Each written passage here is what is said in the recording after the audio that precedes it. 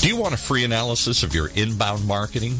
Do you want it in 30 seconds or less? Then check out Marketing Grader, the free marketing tool from HubSpot. It's simple. Just go to marketinggrader.com, enter the URL that you want to analyze, and Marketing Grader will instantly give you a detailed report grading your lead generation, mobile marketing, social media, competitive benchmarking, and more. It's simple, it's powerful, and it's free. marketinggrader.com. You are listening to the Critical Mass Radio Show, Orange County's business talk show, focused on exploring topics of interest to CEOs who are leading middle market companies. With your host, Richard Franzi. And welcome to this episode of Critical Mass Radio Show. I am your host, Richard Franzi. And we have a great segment for you today. Here on our first of two segments, we have CEO and founder Mark Pond, brings many years of experience to Animo Health, aiming to disrupt diabetes through an ecosystem of passionate people and innovation that delivers long-lasting, memorable experiences. If you'd like to learn more about the radio show and the CEO peer groups that I lead, please visit my company's website, criticalmass4business.com. Or if you know someone who might make a great guest on the radio show, like I'm sure Mark's going to be, why don't you text me at 949-887-4104. If you're listening to us on the live stream on octalkradio.net, why don't you hold off and not do that for maybe the next 40 minutes? I'm going to be here on the radio show for 20 of them talking with Mark. Mark, welcome to the program. Hi, thanks, Rick. It's great to have you here. Can we start off by asking, just tell me an interesting experience kind of on your journey to where you are today, something that the audience can learn a little bit more about you? Well, you know, my interesting experience, I think it's because I've had such an unconventional upbringing to where I'm at. Okay. I've started out as an entrepreneur, working in corporate America, realizing it wasn't for me, and then striking out on my own, and probably have started and failed and succeeded, I would say probably 50 plus. 5-0? 5-0. Whoa. Opportunities, striking it with one of them. Okay. And then that one ended up going up in flames. So obviously, you know, the old saying is you can't be scared of failure. Right. To get where you want to go. So you're a serial entrepreneur then? Absolutely. Always in the medical space? No. I grew up in the medical space. Okay. From my father to my wife. Okay. And always wanted to do something in it, and tried to get into the healthcare world, but all I saw was frustration. Frustration with, there's a lot of ulterior motives and inefficiencies. And I've always looked at systems where I want to break down the silos. Okay. Well, it sounds like Animo is taking on something very important, which is, at least in this country, which is the epidemic of diabetes. Absolutely. So tell me a little bit about this incarnation of your entrepreneurial venture. So Animo Health was born with a proprietary treatment in mind, which was the Trina Health artificial pancreas treatment, which is the only FDA-approved treatment that can slow, stop, and or reverse, in most cases, the chronic complications associated with type 1 and type 2. Really? And yes, and it's hard to believe. Yeah, I was reacting there. Sorry. Yeah. Even when I came across this, I was skeptical. Okay. And I spent about a year and a half of due diligence trying to find the aha moment. They're wrong. Right. Aha, I got it. And after that, no, it's there. It's true. 200,000 plus treatments later with no adverse events. It's happening. Well, there's no shortage of patients, right? Unfortunately, as diabetes is just becoming more and more prevalent in our culture. So, what is it about this treatment that caught your eye as an entrepreneur, and you said, I can help people, and guess what? I can make some money and create a firm that's worth something behind this technology. It's unconventional. Really? You know, if you really dissect the world of diabetes, healthcare costs aren't going down, they're going up. Mm-hmm. If things worked, costs wouldn't be going up. And when this landed across my table, what intrigued me was it was different. And if it proved out, we're standing on something that could revolutionize diabetes. Wait a minute. We're talking with an entrepreneur. This is really exciting, Mark, because Abraham Maslow said, the hierarchy of needs guy. If you have a problem in a country, his suggestion was to send a group of entrepreneurs there because they would figure out how to solve those macro problems. It sounds like you as an entrepreneur have uncovered some enabling technology that could really, in your own words, right, revolutionize the treatment and reversal of diabetes. Reversal, it's not a cure. Okay. But it can reverse, retinopathy, neuropathy, nephropathy, most of the conditions. None of those sound good. No, none of them are. It can address all of those. And now with our first clinic under operation, I can tell you most of our patients from the first treatment to the second treatment have already noticed an improvement. So without giving away and getting too deep, because we're talking to business owners and CEOs who are listening to this radio show, Critical Mass Radio Show, to learn from your experience as a business person more than a practicing person in the medical field. And we're talking with Mark Pound. He is the CEO and founder of Animo, and we're talking about this revolutionary treatment. Very simply, what is it that we're talking about? What is a treatment, then, that a diabetic would come in and get? Well, the treatment it's a infusion device, but it's different. The magic occurs in how it's delivered into the body. Okay. And it's delivered through the vein, and it mimics identically, maybe a few degrees off, of how the pancreas works. Okay. Exactly. And one of the core problem with diabetes is improper carbohydrate metabolism. So what does this treatment do? It restores it. Okay. And in restoring that, that's when we start seeing the magic. We've had diabetic fog disappear. We've had retinopathy reversed. We've had neuropathy reversed. In fact, we have a patient after her second treatment, shout out in the clinic, I can feel my shoes. Oh my God. And she asked her staff, is this normal? And they're like, yeah, it is normal. You can feel your feet. Right. So we're witnessing these things. The other thing, and this is very impactful, we can reverse wounds. So wounds, which is a big problem for diabetic wounds, right. Big problem. And we've taken a black toe and completely reversed it back into living tissue. So you mentioned the word clinic. So just for our audience, talk about their business owners and entrepreneurs. What is the business model for your firm? Well, the business model, it's kind of unique because in the medical field, everybody that practices medicine is faced with one thing, a major burden, which is administration, and regulation, which is constantly moving and changing. So our model, what we do is we let the clinicians be clinicians. Okay. Focus on the patient experience. And what we do is we do that by pulling all the administration functions out of the clinic and getting our nurse practitioner, our LPN, all the other people in that clinic who are licensed to administer the treatment, to just focus on that. And it's been very interesting watching the model come to life. Are these your own clinics? Yes. Okay. So that's our first clinic. Okay. We've got 19 more to go in 4.5 years. So where's the first clinic located? Chesterfield, Missouri. Okay. And off mic and off camera, we were talking about we're here in Southern California. Correct. And you also have a presence there in the Midwest. Exactly. And so very briefly, why? I'm originally from Missouri. Okay. Haven't lived there since 2002.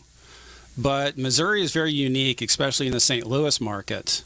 There are 3 major health systems there, and there's several qualities in addition to the major health systems that are headquartered there, which has a high level of values. The people of St. Louis, while they may not be welcoming to outsiders as much because most are born, live, work, and die there, there's another inherent trait, which is if you're from there and you know the systems, you're welcome with open arms, and they treat you like family. Wow. So it sounds like it has the right combination of what you need to successfully get your first clinic off the ground. Now, you said you have a plan for 19 more. Did I get that right? 19 more, yes. Over what time period? 4.5 years. Over 4.5 years. So we're going to take our only break here on Critical Mass Radio Show. And so we're going to come back with Mark Pound, who is the CEO and founder of Animo. And I want to talk about your growth strategy to scale this business. All right? Sure. All right, ladies and gentlemen, don't go anywhere. This is really just one short little break. It's actually just a quick message about one of the products or services that I do. So we'll be right back after this word from me. If you are an Orange County business executive, this message is for you. Do you ever feel isolated with no place to turn for advice or feedback? Who holds you accountable to your commitments in your company? Where do you find the right resources to help you and your company grow? If you have these questions, then Critical Mass for Business might be the answer for you. Critical Mass for Business is committed to helping you make better decisions. These are groups of peers running businesses just like you, providing a great sounding board to test ideas and concepts, review plans and goals, and present issues and opportunities for discussion. The result is improved strategy, accountability, people, and execution skills. If you are interested in learning more, go to www.criticalmassforbusiness.com and learn more about our executive peer group.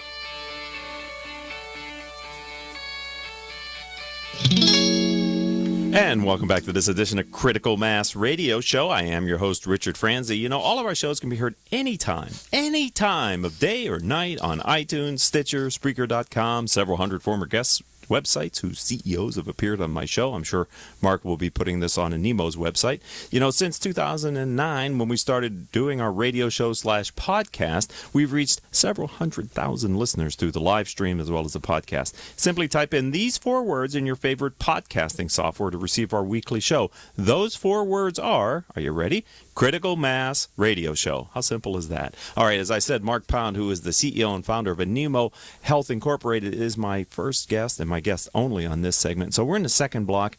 We talked about your growth plan. So restate your goals and your time frame and tell us and the other entrepreneurs that are listening to this interview today, how are you going to get there from here?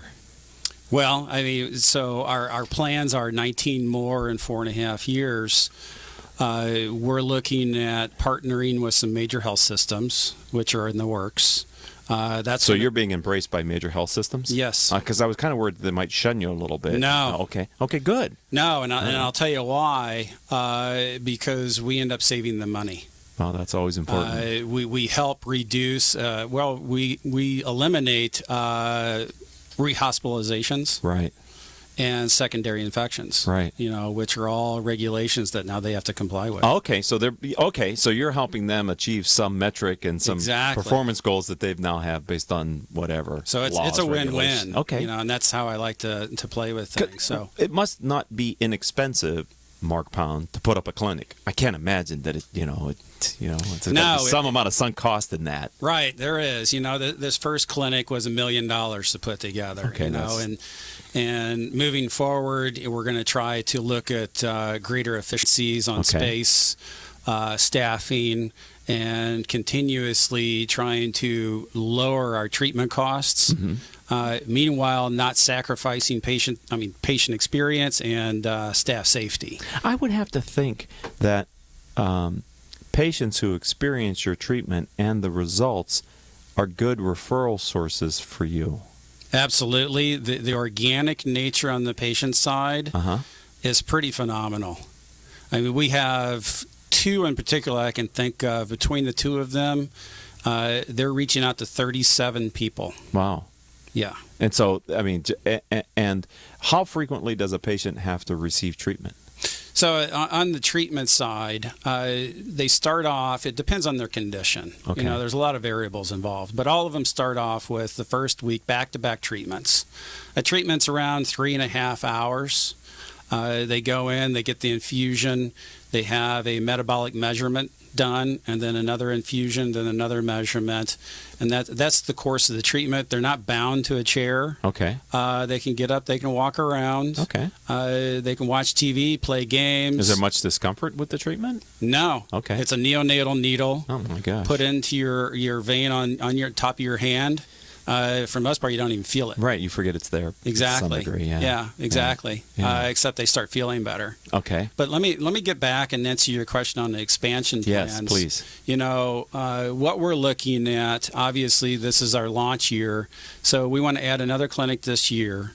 Subsequent years, we want to add one per quarter, and then take a break fourth quarter, and then plan for the following year. Is this bootstrapped? You said you had some medical, companies that are looking at helping you. But I mean, what does your business plan call for as far as how you're going to fund this? So we've got an investor, and we'll probably just end up with a sole investor at this point, because our plans call for, once we get past, I think, our third clinic, we'll have enough cash flows, and then we can go into debt financing structures like that. Okay. Because we can service that and then keep it all in-house. So, without giving away anything confidential, how did you find this first investor? It's all who you know. Okay. A gong? We love these teachable moments here. There you go. So our loyal audience knows when they hear the gong, they need to pay attention, because there's a strong teachable moment. So, again, how did you find this investor? All who you know. Okay. Network. Right. I've never been a big believer of going through the front door. Okay. I've been a big believer in plan, and more planning. Sure. But don't let it paralyze you. Right. Know it like the back of your hand. And then what I always like to tell people is, you probably know people within your own network that have resources at hand that can get you going. Well, you're a serial entrepreneur, as we said at the open.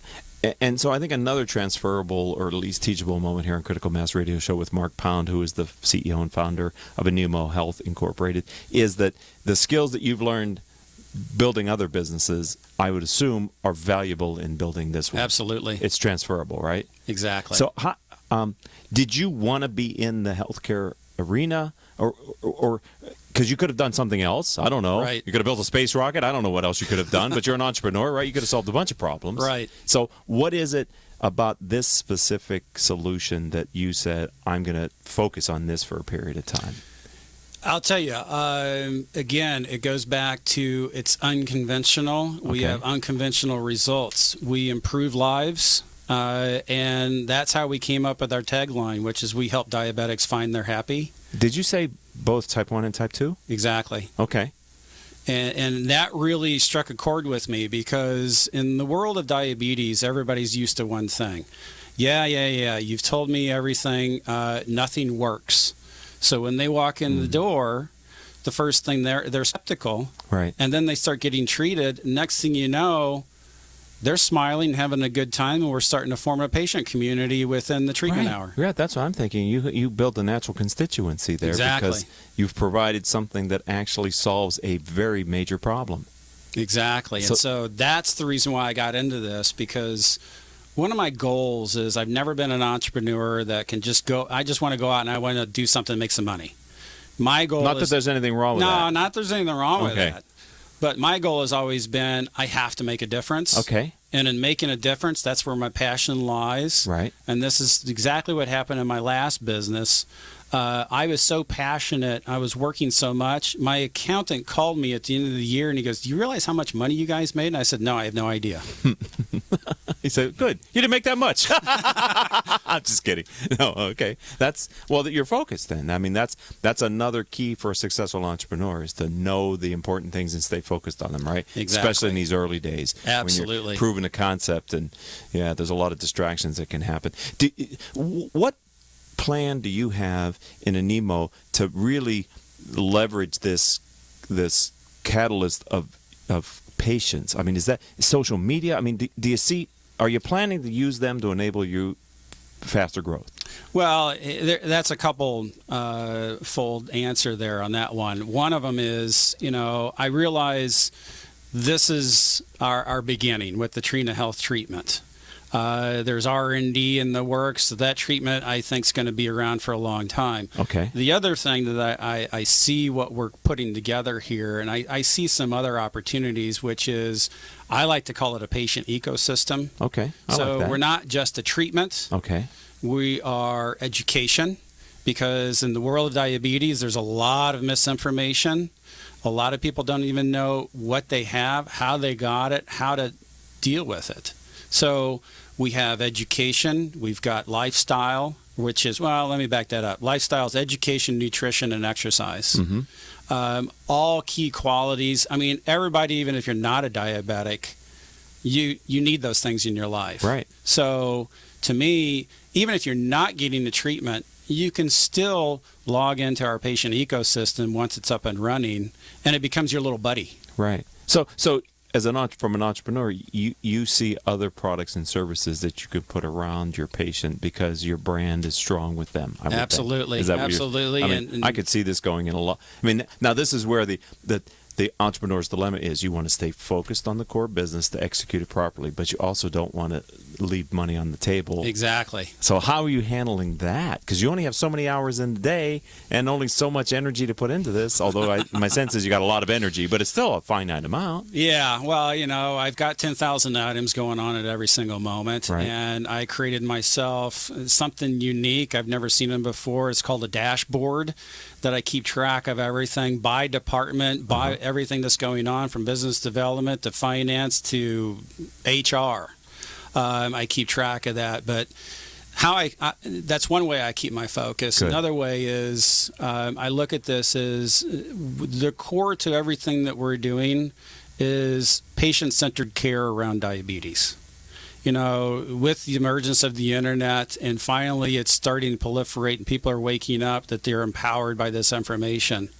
And with that, they're taking control of their health. Well, the problem with that is there's too much information.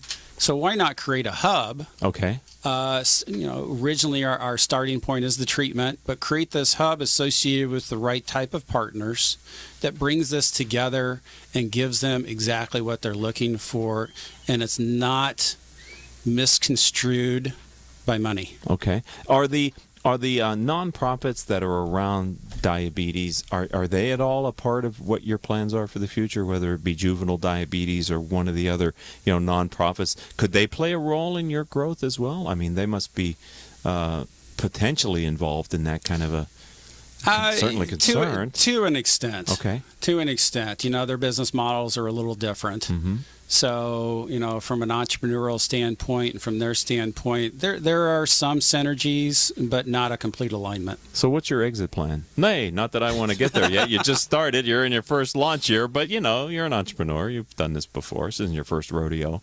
I mean, you must have multiple opportunities, right? I would think you could scale this to a certain point, and there's a strategic buyer who would probably pay handsomely for this type of a plan. And exactly. The thought has been given to staying private and building it up to a certain point where we get a nice offer. Right. Or eventually staying into this, because we could end up with building something else that performs as a launch pad within the world of diabetes and then go public.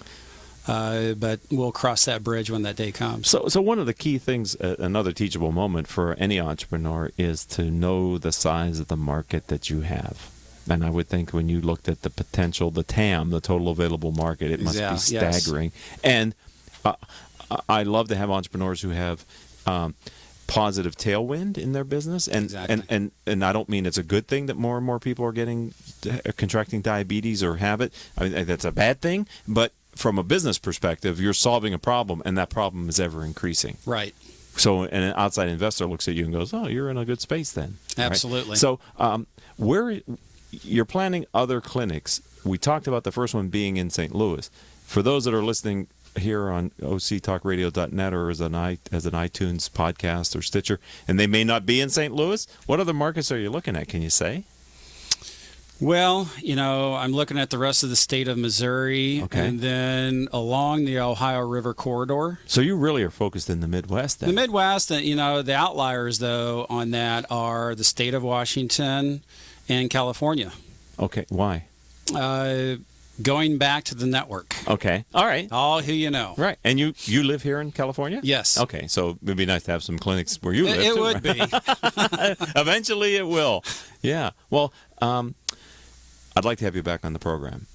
Great. I'd like to track your success because I think, are you prepared for it going faster than your plan? I mean, could you accelerate it? It's already happening. It is. It is. It's we're getting alignment within the right health systems and groups out there that are well respected, happening a lot faster than I thought. Well, that's encouraging. So we're having to build out our infrastructure, as I like to call it, which is our systems and our personnel. Right, because you've got to be scalable. Absolutely. And you're in the medical profession, so you've got, as you said earlier, there's a lot of regulations and a lot. That's a topic for a different day. Absolutely. Right. So if someone would like to learn more about you and your business, how do they find you online? Right now, you can find us at our website, which is trinahealthofmissouri.com. Can you spell that? It's spelled Trina Health, HEA. I'm just messed it up. We got the health part. The Trina part was the one. Trina, just like the individual Trina, which is actually the name. It's named after the girl who had the very first treatment, which is the daughter of the founder. Oh, my God. So okay. You got Trina, Trina, Health of mo.com. Okay. Well, I think you have a wonderful platform from which to scale up an exciting business. Thank you. Thank you. I want to thank you for being a friend of the program and welcome you to the Critical Mass community. Thank Jeffrey for having you come in and bring you to our attention, as he always does with the quality of the guests that he brings us. We love that, Jeffrey Schwartz. And so I'd just like to say congratulations and continued success. Thank you, and I'd like to thank you for having me. Oh, my pleasure, obviously. I'd like to also then thank my engineer for today, none other than Paul Roberts, and our producers are Joan Park, Crystal Nunnally, and Haley Stern. I'm your host, Richard Franzi. If you'd like to learn more about the radio show or my other company activities like the CEO peer groups that I lead, check us out at criticalmass4forbusiness.com. Until our next show, I hope all of your business decisions will move your company in a positive direction. You have been listening to Critical Mass Radio Show Business Talk Show, focused on exploring topics of interest to CEOs who are leading middle market companies. With your host, Richard Franzi.